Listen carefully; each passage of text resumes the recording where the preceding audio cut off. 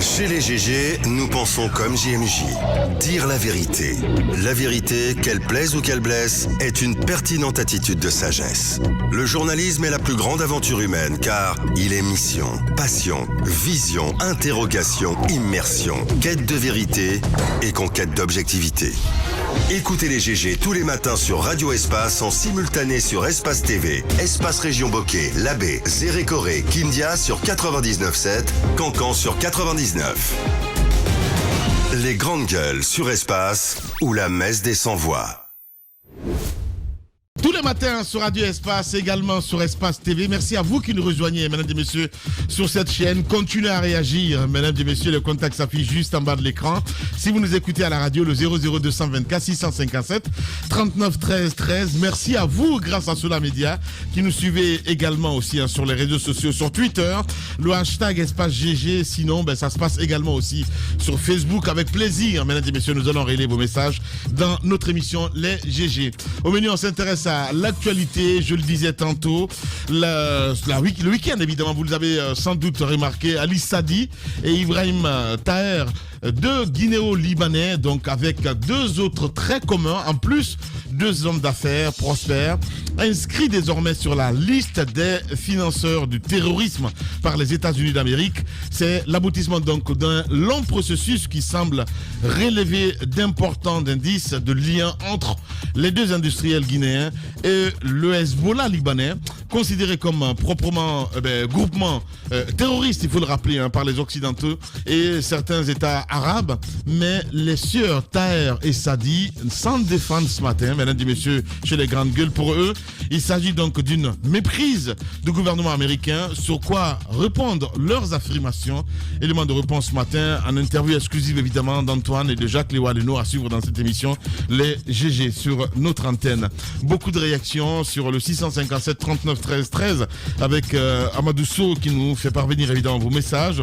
Le premier message qui nous parvient: bonjour les grandes gueules, c'est Amara Kandela Silla depuis Dixine, Tanganyika, pour l'assainissement de Conakry. C'est un refus pour le gouvernement, c'est un refus du gouvernement, il veut dire un manque de civisme de la part de la population, dit cet auditeur. Sako nous écrit: bonjour les grandes gueules, les 95% des ordures proviennent donc des éléments importés de l'étranger. Le gouvernement doit prélever les taxes de traitement de ces éléments en amont, avant qu'ils soient ordures, et faire face donc à toute lutte contre l'insalubrité.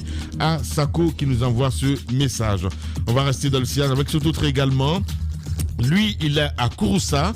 Bonjour les grandes gueules, bonjour à toute l'équipe. L'installation donc n'est pas aussi un problème de maladresse, il veut dire au acte pour nous, population. Voilà, c'est Maninka Sidafa depuis Kouroussa qui nous envoie ce message. Merci beaucoup. Barry Mamadou également nous écrit: bonjour Lamine, bonjour à toute l'équipe. Vraiment, Antoine a raison, les mairies ne jouent pas leur rôle sur la propriété de la ville. Mamadou Barry qui nous envoie ce message. Merci à cet autre également qui nous écrit: bonjour Lamine, bonjour à toute l'équipe. Mamadi Kondé depuis Koléa. Contre l'insalubrité, le gouvernement doit donc revoir le contrat avec Al-Barak, car ce société ne fait pas son boulot, donc dit cet auditeur. Lamine Ahmed est-il malade? Pose la question. Oui, le chaud du mur nous manque, évidemment. Allez, merci. Merci à cet autre également qui nous écrit. Sana depuis Dubreka. Bonjour les grandes gueules, bonjour à toute l'équipe. Cette affaire d'assainissement, c'est seulement une question de sous. Les résultats comptent peu. Mieux, les cadres se bouffent donc le nez pour la gestion des ordures, dit ce matin Sana depuis Dubreka. Merci à cet autre également qui nous écrit du côté de l'Abbé. Bonjour Lamine, c'est Antoine Dina Tolno depuis l'Abbé. Vraiment, ce que mon frère Jacques dit est très réel. Tellement le Guinéen est inconscient, même s'il se trouve à côté du poubelle, il préfère jeter donc par terre. C'est pourquoi l'insalubrité prend de l'ampleur chez nous. Donc moi je dirais que nous sommes tous responsables. Voilà, dit ce matin Antoine depuis l'Abbé, évidemment sur le 657 39 13 13. On va rester dans le sillage avec cet autre également qui nous écrit: bonjour la team. Lamine, laisse-moi vous dire que vous donnez le sourire, surtout de la façon dont tu entames l'émission avec tes gars. Vous êtes vraiment une source de bonheur. Très bon courage à vous. Lui c'est Yacouba depuis Sonfonia. Merci beaucoup mon cher Yacouba. Le modérateur T8 nous écrit: bonjour Guirassi, dites à vos journalistes que la nourriture vient avant l'embellissement de nos routes. Produisons donc ce que nous consommons avant tout. Un homme ne peut pas se nourrir, ne fait se nourrir s'il n'a rien. Voilà, qu'est-ce qu'il veut dire, hein? Je comprends pas. Modérateur T6, appliquez-vous un petit peu. C'est autre également qui nous écrit: bonjour les grandes gueules, l'insalubrité donc à Conakry a atteint le dernier degré grâce, donc il veut dire à cause d'un manque de bonne politique chez les gouvernants.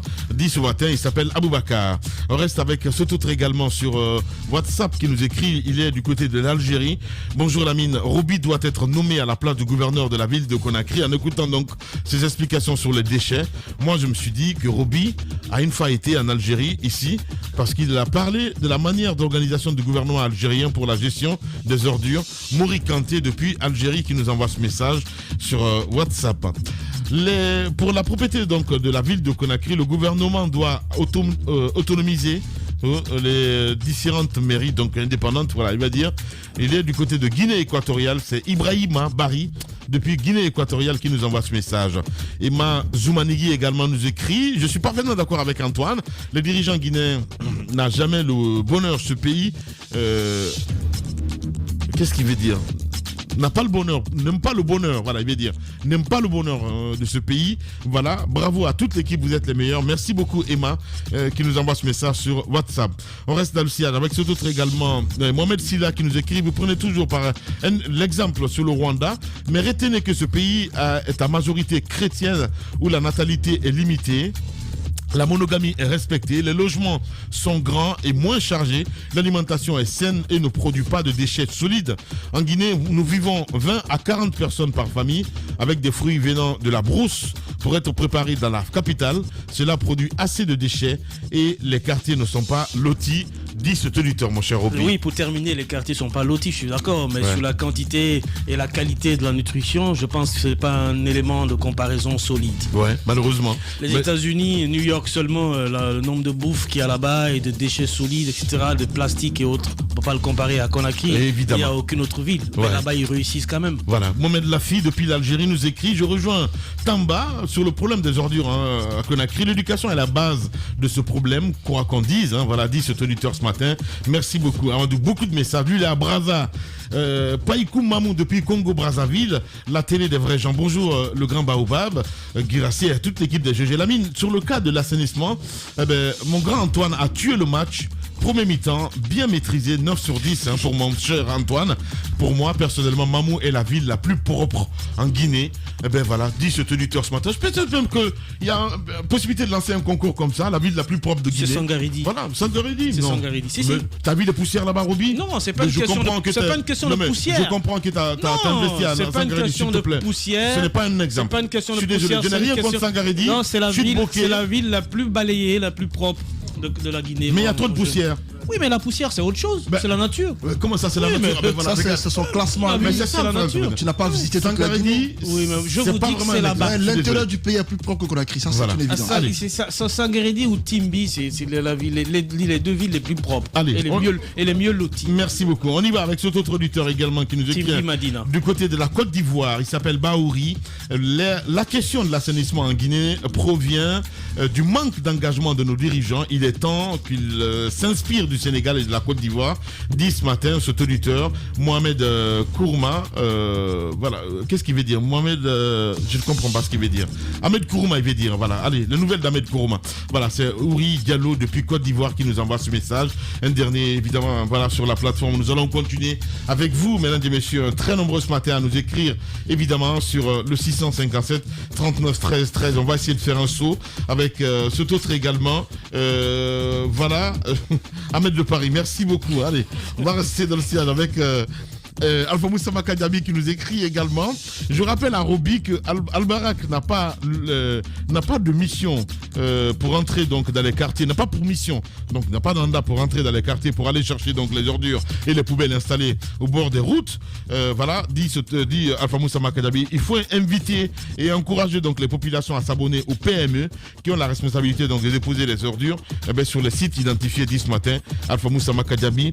Voilà, Tidiane nous écrit, c'est faux, il ne respecte pas le feu. Voilà, tu as bien compris. Hein. En plus, lui te connaît, hein, mon cher ami. Non, voilà. C'est Tidiane. Tidiane, lequel? Bien. Allez, on va continuer le débat avec les auditeurs dans un instant, mais d'abord quelques messages. On va revenir un peu plus tard là-dessus avec quelques messages sur Facebook, mais aussi sur Twitter. Ça serait un peu plus tard. On s'intéresse à ce titre, mon cher Antoine. Cherté de vie, on en parle encore ce matin. Monsieur Jacques Lewa, évidemment.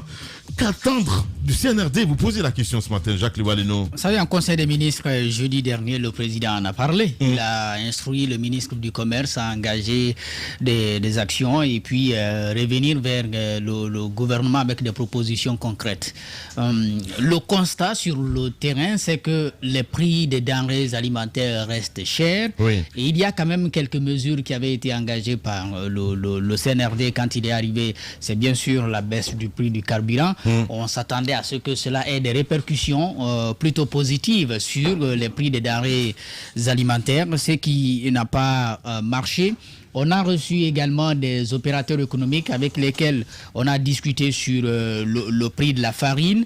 Et évidemment, sur ce plan-là aussi, on a trouvé un accord qui était plutôt, si vous voulez, aussi bien pour le gouvernement, la population, que pour les opérateurs économiques. Oui. Mais aujourd'hui, si on en vient à relancer le débat, c'est parce que tout simplement, on constate, et du haut niveau, du côté du CNRD, donc le pouvoir qui nous gère, oui, on est en train de constater que les choses ne vont pas, ne sont pas en train d'aller très loin. Et aujourd'hui, l'autre chose qu'on est en train de craindre, beaucoup sont en train de tirer la sonnette d'alarme, c'est la guerre en Ukraine, un pays qui est grand producteur de céréales, dont le blé, mais également la Russie.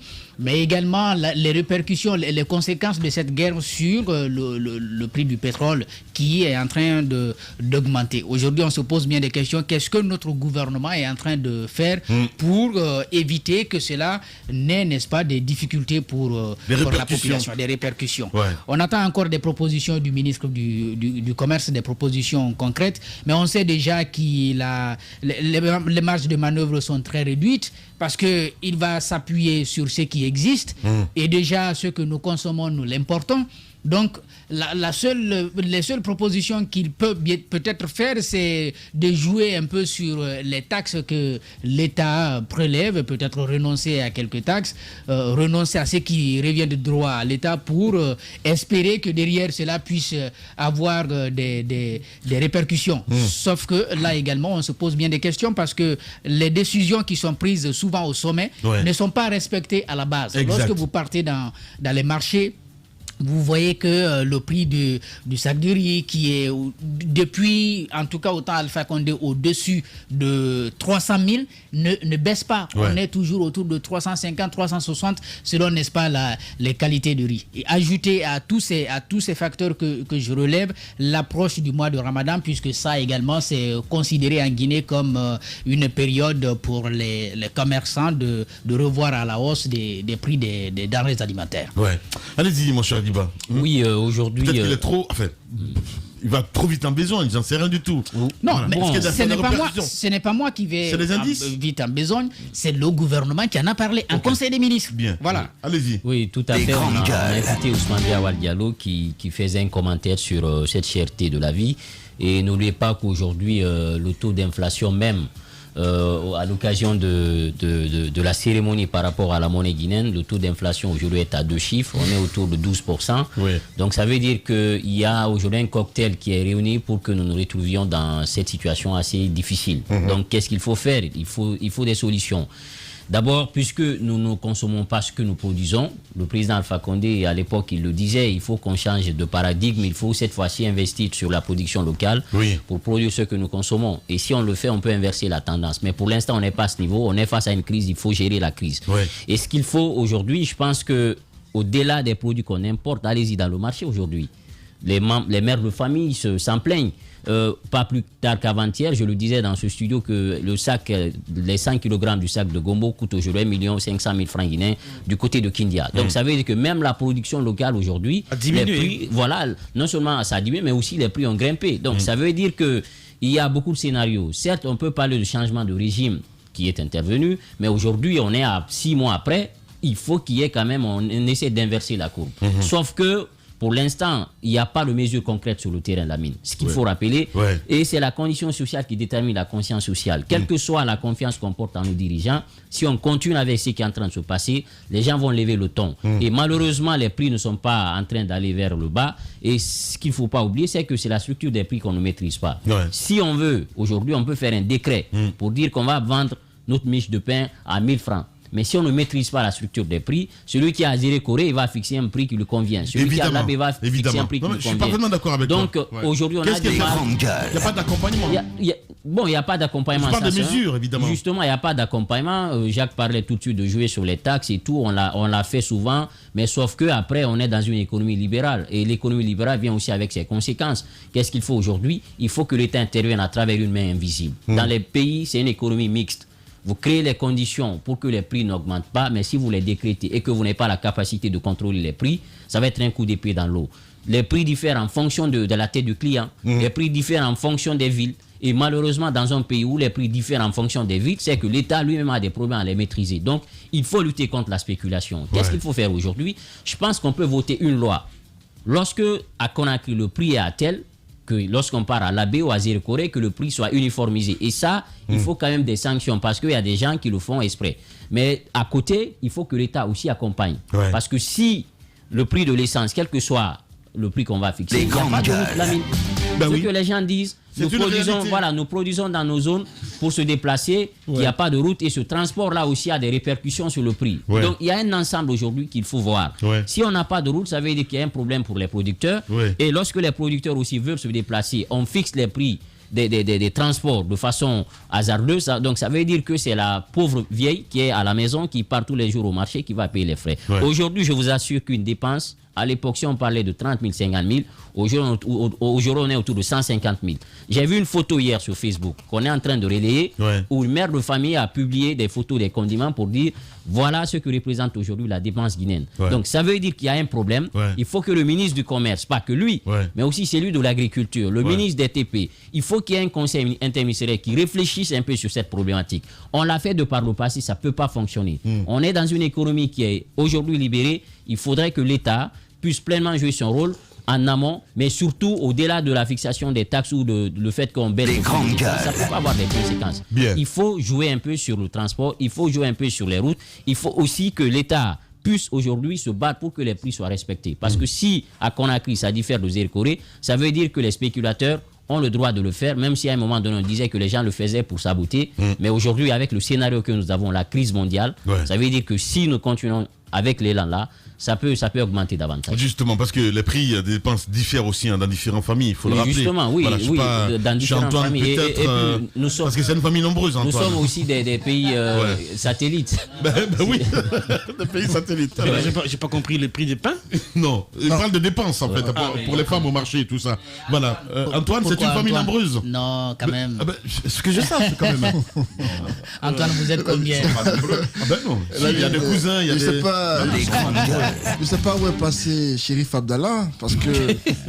Antoine? Oui, la vie devient chère à Conakry. Oui, c'est bien cela. Il a pris un engagement à son arrivée de Dakar. Il a lancé un appel aux opérateurs économiques, aux commerçants, pour revoir la baisse du prix afin d'accompagner le CNRD. C'était même pas un appel. Depuis ça... Il avait dit qu'il allait le faire. Il avait dit qu'ils allaient faire baisser les prix. Oui. Et depuis ça, il a disparu des radars. Je ne sais pas, il est où maintenant? Tu ne l'as pas bien accueilli. Les grandes gueules. Donc, ce qu'il faut dire clairement, Lamine, c'est que c'est vrai, il y a des efforts depuis l'arrivée du CNRD de vouloir changer un peu les conditions de vie des Guinéens. La dépense chez toi, c'est combien, Antoine, par jour? Par jour Le mieux. On n'est pas nombreux. Ok. Par jour, je préfère. Donne pas par jour. Il donne pas par jour. C'est par semaine. Non, il donne par mois. Ah, par semaine. Non, par semaine. Ouais. Ah, ok. Par semaine et parfois bon.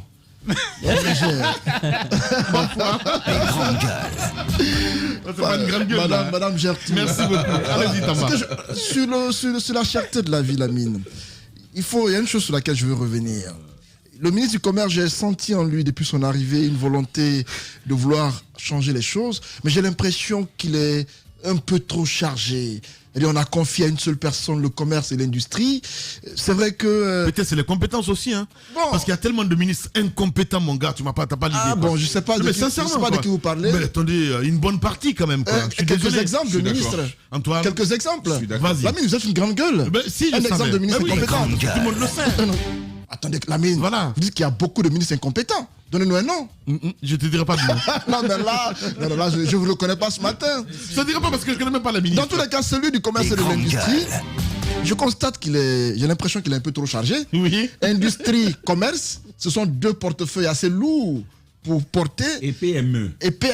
Donc, je ne sais pas si c'est la lourdeur des deux postes qui le fatigue, mais on sent qu'il fait de son mieux, mais ça ne change pas. Ouais. Il a rencontré les opérateurs économiques, il a fait en sorte qu'au niveau du patronat qui est une entente, il y a un patronat désormais uni, c'est comme ça qu'on les appelle. Il y a désormais... Sauf qu'après, évidemment, il y a des sorties. Il n'y a pas de sincérité. Ils ne s'entendent pas. Ils ne s'entendent pas. Il y a, dans un pays comme la Guinée, vous regardez, il y a 4 patronats. C'est ça. Il y a 4 Il y patronats a et un aujourd'hui, semblant, on les l'objectif, appelle le patronat uni. Ils ont été à Dubaï ensemble. On a vu que... C'est le camp de Wan, non? Des Wan, là. Non, Wan, lui, c'est l'opposant éternel. C'est le Lui, rebelle. il n'est jamais d'accord. Donc, il y a KPC qui est, je crois, le fils de Kabar, Guiter. Ils ont été à Dubaï ensemble. Ouais. Tout ça. Oh, il y a quand même avec le CNRD, c'est la réconciliation. Donc, ils se sont mis ensemble, même si dans le fond, c'est comme les politiques. On est ensemble, mais on sait tout ce que chacun pense de l'autre. Ouais. Ça, c'est une chose. Ouais. Mais pour ce qui est de la cherté de la vie, Lamine, c'est une évidence. Le Guinéen aujourd'hui vit mal.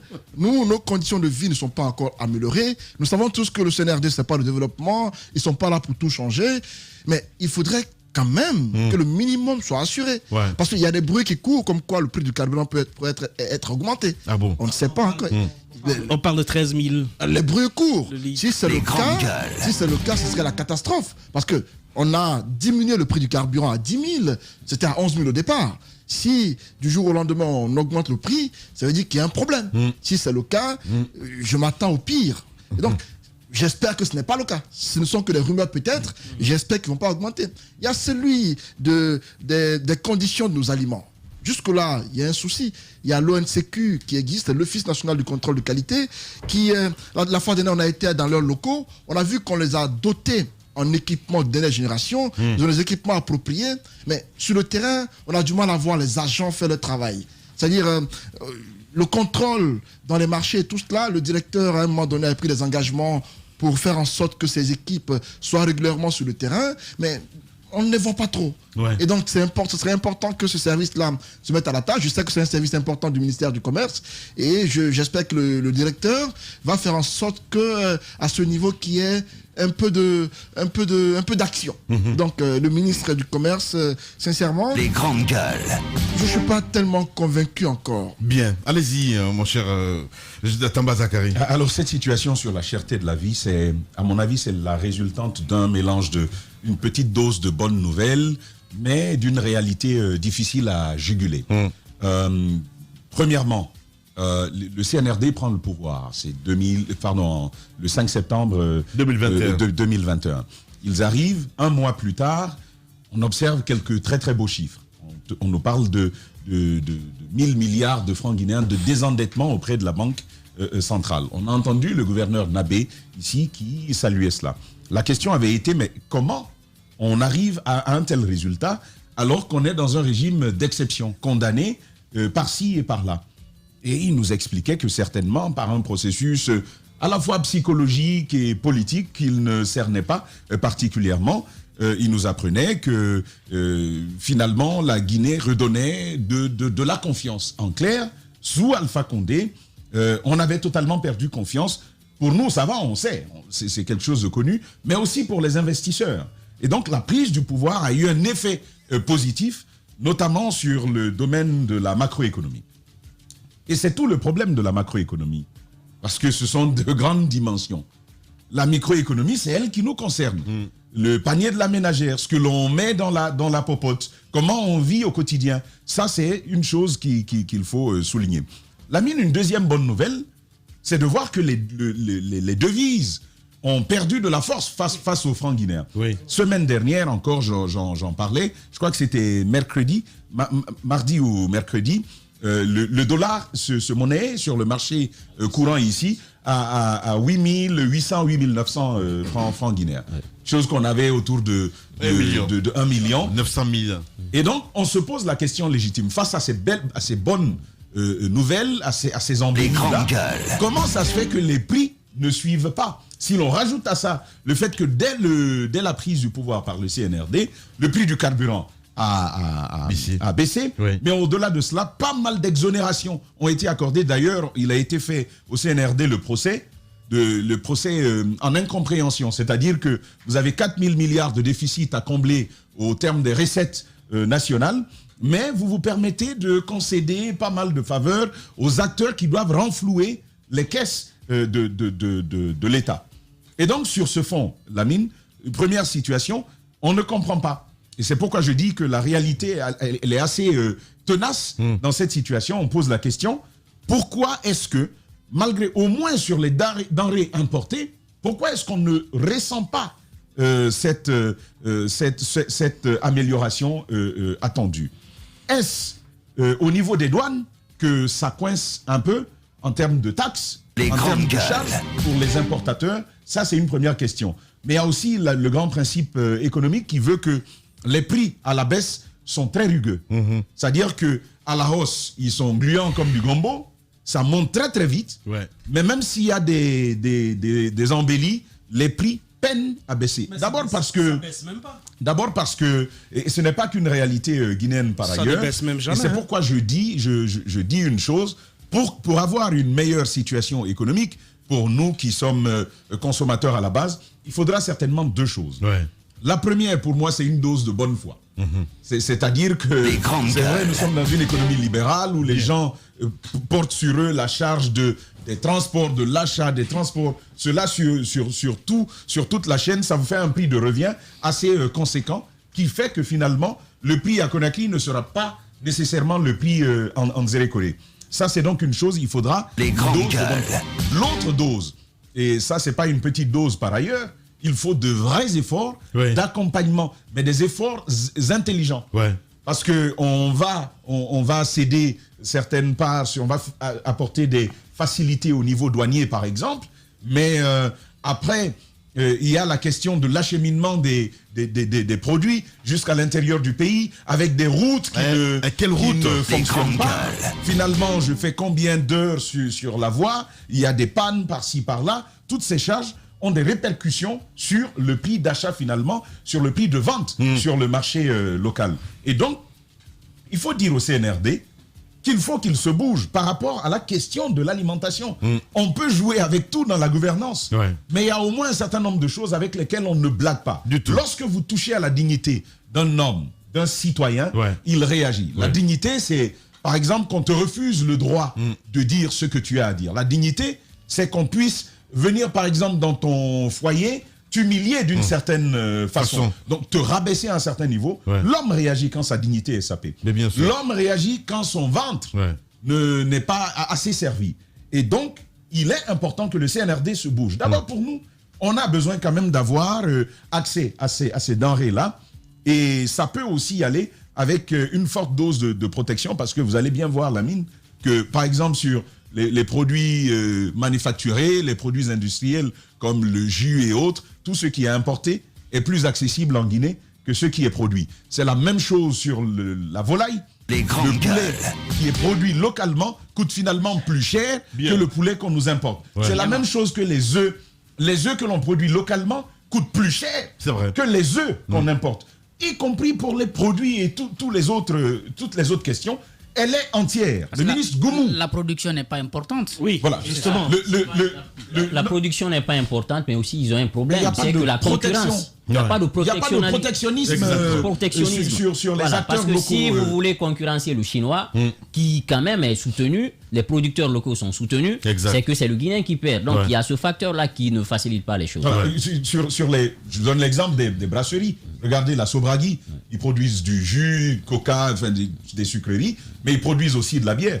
Mais face à tout cela, les produits qui nous viennent d'ailleurs, le jus d'ailleurs, c'est les jus Wow, les jus Messi, les jus quoi là, c'est eux qui sont les plus les moins chers. Les moins chers sur le marché. Est-ce qu'ils sont de meilleure qualité? Ça, c'est une question à se poser. La bière, c'est pareil. La fac, c'est la Dulux. C'est différent.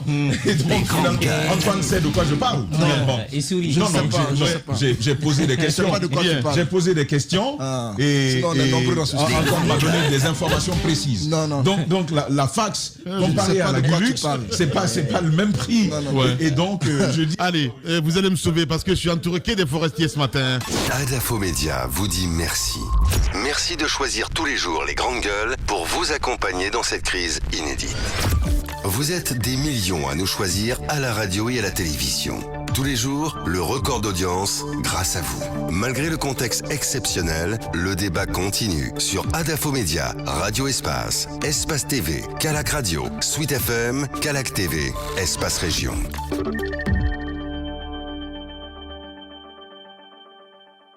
Avec Cabinet Condé à la réalisation, merci à Alassane Diallo, Papoutou, l'homme de nuit, Amadou Sow, Saloum Kamara réalise cette émission ici à la radio. Merci à vous qui nous regardez sur Facebook, sur Twitter entre autres, grâce à Sola Média.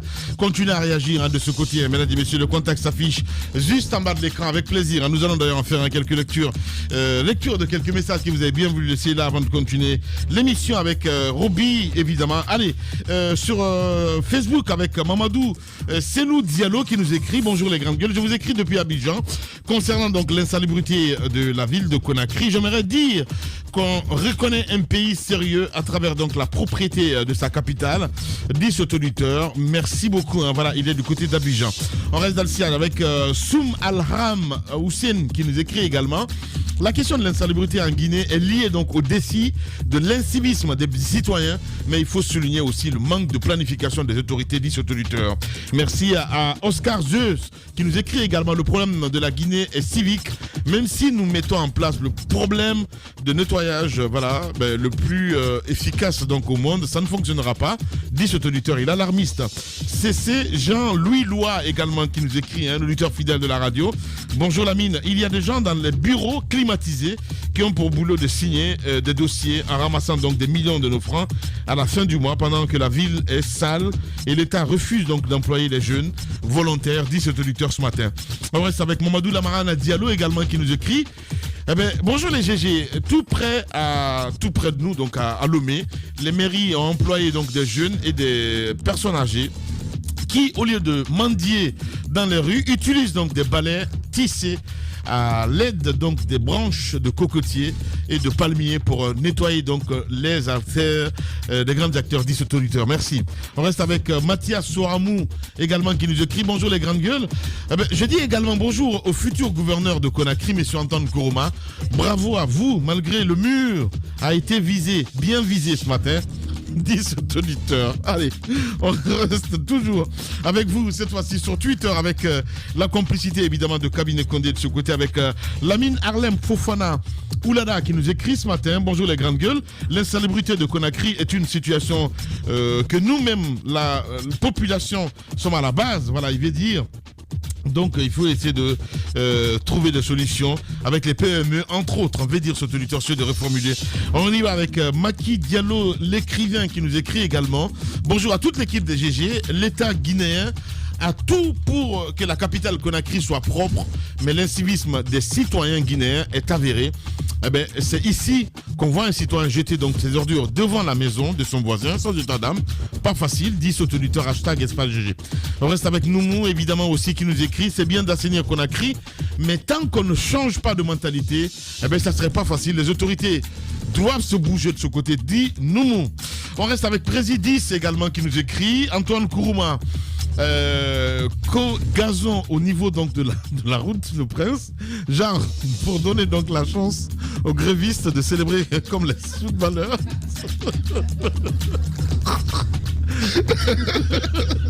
Ce sera un match de football entre grévistes et forces de l'ordre. Je sais que les manifestants savent faire la part des choses. Bien. C'est vrai qu'ils ont cassé une caméra, mais ils vont épargner les gazons. Ah ouais? Allez, il y avait une stèle au rond-point de Bambeto, tu as vu ce qu'on en a fait? Merci. Allez, on y va avec Doumbouya, Mohamed Lamine qui nous écrit également: bonjour Lamine, chaque contrée appartient donc à un quartier. Pour ma part, on doit réglementer donc la gestion des quartiers, donner plus d'autorité sécurité donc au chef de quartier pour leur permettre de rendre un peu civique nos concitoyens, dit cet auditeur. Youssef Kaba également nous écrit, il est vraiment regrettable qu'un ministère ait été créé pour assainir uniquement notre capitale et que nous soyons encore à ce stade. On se rend compte que ces différentes campagnes n'ont servi qu'à enrichir les tenants du pouvoir Conakry est insalubre et pollué, dit cet auditeur. On reste avec Thierry Lombé qui nous écrit également. Bonjour les GG. Il faut une rééducation morale et une vision civique et patriotique des actions entreprises. Toutes les actions entreprises en Guinée, c'est par militantisme et non par patriotisme, dit ce matin Thierry Angélus Lombé qui nous envoie ce message, évidemment. On reste avec Maurice Kourouma également qui nous écrit bonjour les GG. L'insalubrité donc en Guinée est à plusieurs l'irresponsabilité des autorités et l'incivisme des Guinéens. L'assainissement de la ville doit être confié donc aux mairies en mettant des moyens à leur disposition. Les PMU viennent qu'à la fin du mois pour les ordures, dit cet auditeur. On reste avec vous toujours du côté de la régie. Merci beaucoup avec CC Adama Diallo, Selou Adama Diallo, pardon, Adams Diallo qui nous écrit bonjour à toute l'équipe des GG. Pour lutter donc contre l'insalubrité dans la capitale est une bonne chose, mais au-delà de collecter donc des ordures, l'État doit signer un partenariat avec les entreprises de transformation de déchets en engrais. C'est possible, dit cet auditeur. Un dernier peut-être pour la route avec Mamadou Saïdou, le patriote qui nous écrit bonjour à toute l'équipe des GG. La citoyenneté et le civisme nous manquent énormément en Guinée, dit cet auditeur. Merci à vous tous. On continue à réagir, mesdames et messieurs. Un peu plus tard, on va revenir évidemment avec vos propos. On parlera dans la troisième partie de l'émission avec nos invités, notre invité ce matin. On parle de terrorisme. Sadi face donc aux accusations des États-Unis. On parle week-end politique, hein, mon cher ami. Oui, mais je voudrais placer un mot sur la cherté de la vie, comme pour un peu répondre à une des parties de l'intervention de Tamba où il parlait de dose de bonne foi. Je voudrais te rappeler que la dose de bonne foi n'existe pas en commerce. Le commerce, c'est la version légale. C'est bien dit, c'est le profit. Non, mais c'est la version légale de la cupidité. C'est-à-dire, il faut que je m'en fasse un peu plus tant que j'ai l'occasion. Oui. Donc, à partir de ce moment-là, la dose de bonne foi ne peut pas exister. Moi, ce que je recommanderais, par exemple, c'est de mettre en place... Non, mais il en faut toujours. Oui, mais Tamba... Et non, il y en a. La dose de bonne foi dans le commerce. Absolument. Absolument, il y en a. Oui, c'est vrai qu'on le tempère. On tempère ce volet de gain, de recherche de gains, à travers, c'est ce que j'ai dit, à travers la fermeté de l'État, une législation et un accompagnement sérieux des commerçants. Mais... Sans dose de bonne foi, on va écraser tout le monde. On va chercher des bénéfices comme ça, parce que tout simplement, on est dans une économie libérale. C'est pour ça que je dis que la dose de bonne foi n'existe pas. Ouais. Aujourd'hui, remarquez très bien, depuis combien de temps, vous-même vous l'avez dit, le dollar, le franc guinéen s'est apprécié face au dollar. Ce n'était pas la seule fois, ça a été plusieurs fois. Mais est-ce qu'à un seul moment, ce yo-yo entre les prix a été observé au niveau du marché guinéen? Jamais. Mais qui pour réglementer en fait? Oui, mais justement, il faut créer certes peut-être une direction nationale de la réglementation des prix, oui, avec à l'intérieur des services statistiques qui travaillent régulièrement sur, sur la situation des prix en Guinée en fonction des réalités. Non seulement en fonction de la baisse ou de la hausse du dollar, mais en fonction des distances parcourues par les commerçants pour amener ou apporter de la marchandise. Locale. Non, au-delà de la production locale. Tout ça, oui, mais ça, c'est des projets. Non, Jacques, ça, c'est des projets vraiment à long terme. La production locale doit être soutenue. Diba le disait, il faut y injecter beaucoup d'argent. Mais qui dit injecter beaucoup d'argent en Guinée et pas de suivi, généralement, c'est de la dilapidation. On a bien vu avec le projet agricole. Il y a eu beaucoup de milliards qui ont été injectés dedans. Ça n'a pas marché. Les engrais ont été financés à coût de milliards de francs guinéens. Où en sommes-nous? Donc, il faut vraiment qu'il y ait une structure de contrôle qui veille sur non seulement la fluctuation sur les prix au niveau du marché local, mais surtout qu'il y ait des lois organiques qui fixent, qui donnent la latitude à cet organe-là de fixer, il ne serait-ce que le prix des produits qu'on importe chez nous en fonction du dollar, parce que généralement, qu'est-ce que les commerçants vous disent? Quand tu dis que le sachet de lait, là, ça coûte cher, mais je l'ai acheté en dollars. Bon, en attendant, tu l'as acheté en dollars à quel prix? Tu l'as acheté en dollars. Si tu l'achètes aujourd'hui en dollars à la valeur de 870 1000 francs guinéens, puisque c'est la valeur du dollar aujourd'hui, et qu'il arrive que dans 2-3 mois, il n'a pas encore écoulé la quantité de ce produit qu'il a importé, parce qu'ils importent en masse. En 2-3 mois, on se retrouve avec le dollar à 800. Non, en baisse, puisque maintenant, ça ne fait que baisser. Oui. On se retrouve avec le dollar à 7000. Le prix du sachet du lait qui est monté à 2000 francs par exemple ne baisse plus. Mais par contre, le prix reste fixe pendant toute cette période où le dollar s'est apprécié. Alors une prochaine fois, on se rend compte que le dollar a encore explosé et il va tout de suite, le prix du sachet du lait qui était à 2000 francs va exploser. Donc ça veut dire qu'il faut une structure de contrôle qui veille là-dessus et que tout ça soit encadré par une loi organique qui donne la latitude à cette direction-là de fixer les prix et d'être rigoureux sur le respect. J'ai vu ça au Burkina avec des policiers qui se promènent. Voilà, il y a une loi déjà qui était en projet à l'Assemblée sur les spéculateurs, ceux qui fixent de façon hasardeuse les prix. La loi devait passer, mais il y a eu un changement de régime. Voilà, pas d'entité pour régir est-ce que le CNT va adopter cette loi-là sur les spéculateurs? Si c'est fait, maintenant il faudrait qu'il y ait une patrouille mixte qui va veiller au respect les patronats sur lesquels on compte, ce sont devenus des structures politiques qui, eux, agissent en fonction des humeurs politiques. Ils n'ont pas de chambre de commerce. Oui, ils n'ont pas de chambre de commerce. Ces structures de patronat aujourd'hui sont foncièrement politisées comme les syndicats. Ils ne mènent plus la lutte efficacement. Ils jouent pour leur propre chapelle. Donc les commerçants sont laissés à volonté. Ils font ce qu'ils veulent. C'est ce qu'on a dit, le libéralisme économique, le commerce et tout ça. Ça veut dire que les commerçants, ils décident comme ils veulent des prix. Et donc, il faut structurer. Souffrir comment Allez-y, Roby. Souffrir comment? Tu connais la masse d'argent qu'ils ont? Mon Dieu, allez-y. Ce que je veux dire, c'est que ce sont des groupes d'intérêts économiques. Il ne faut pas l'oublier. C'est ça. Un patronat défend d'abord les intérêts des patrons. Même si c'est l'interlocuteur. Il faut la dose de bonne foi là-bas aussi pour défendre les intérêts des populations en bas. Je vous dis encore une fois. C'est ta dose de bonne foi là qui doit aussi intervenir là-bas. Voilà. Je vous dis encore une fois que sans dose de bonne foi, on fait du mal. Sauf que tu disais qu'on n'a pas besoin de ça dans l'économie. C'est ce que tu as dit au début. J'ai dit que ça n'existe pas dans le commerce. Je n'ai pas dit qu'on n'a pas besoin de ça. Non. L'activité. Non, j'ai dit que ça n'existait pas. J'ai pas dit que.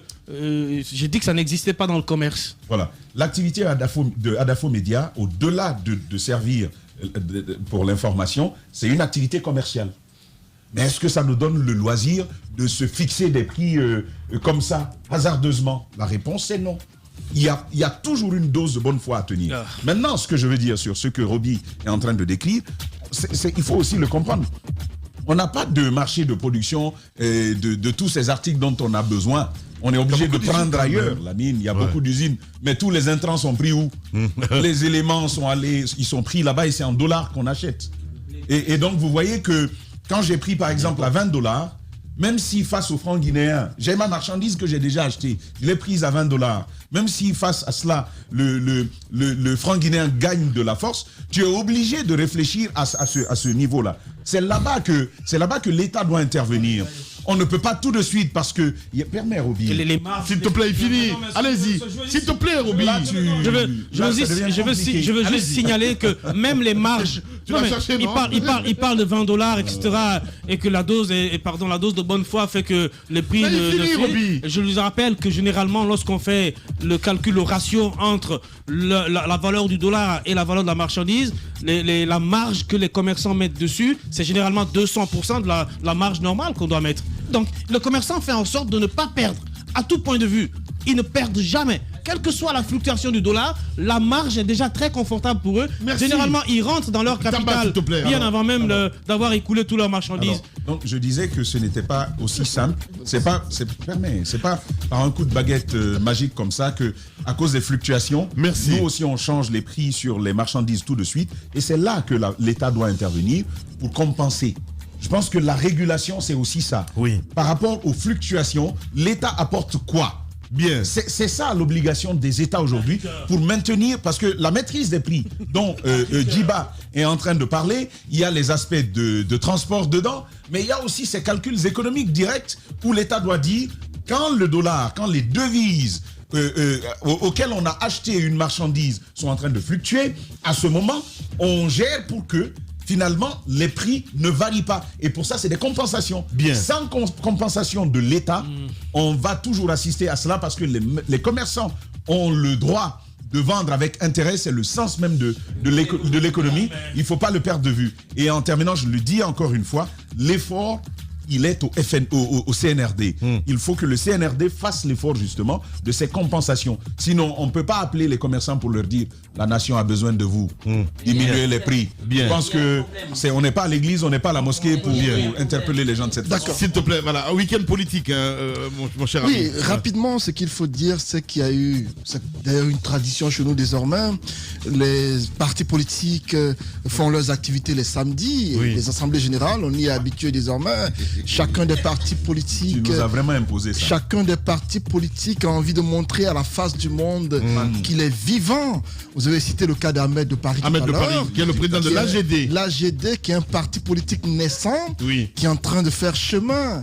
Ahmed de Paris. Il y avait du bon monnaie quand même. J'apprécie. C'était sa première assemblée. Oui, c'est sa première assemblée. Oui. J'apprécie le courage de ce jeune qui est en train de faire son chemin. J'apprécie son audace, malgré les critiques, malgré parfois les insultes.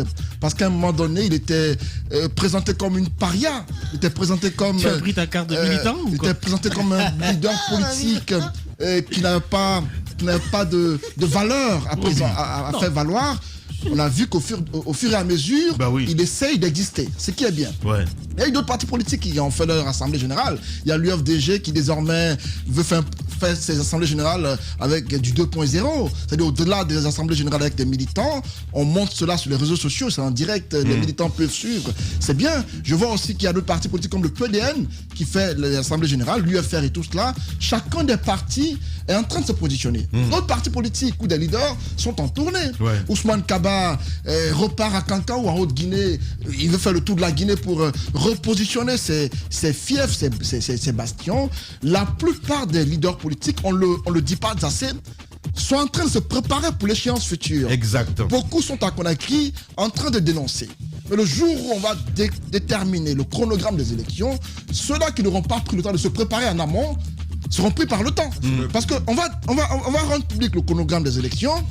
Vous aurez quel temps pour aller à la base, remobiliser vos militants et tout cela, alors que c'est maintenant qu'il faut le faire. On a vu Siaka Barry. S'ils ne savent pas qu'il faut se préparer, c'est leur problème. Siaka Barry, on constate qu'il est très silencieux. Oui, Siaka Barry a disparu depuis quelque temps. Il ne se fait pas entendre. Siaka, selon ce que j'apprends, était à l'intérieur du pays. Il a beaucoup tourné. Et quand on voit un leader politique tourner beaucoup, c'est qu'il y a des dessous, c'est qu'il se prépare à quelque chose. Et donc, on constate que la plupart... Il n'y a pas de mur, Antoine. C'est libre. C'est libre, c'est libre. Si c'est libre, Antoine. Allez, vas-y. Droit au but. Droit au but, Antoine. J'ai cité tout le monde. Droit au but, oui. J'ai cité tout le monde. Qu'est-ce que t'en sais, Antoine? C'est un leader politique charismatique. Il a été ministre dans ce pays. Il a son siège ici à Matoto.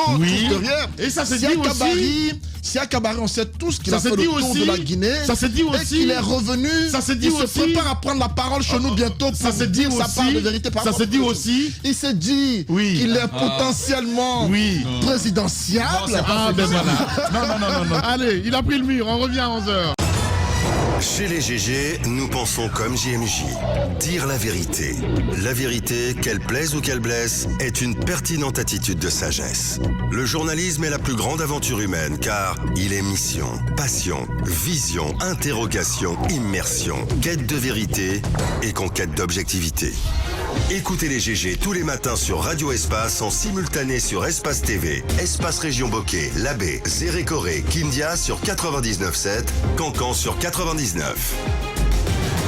Les grandes gueules sur Espace.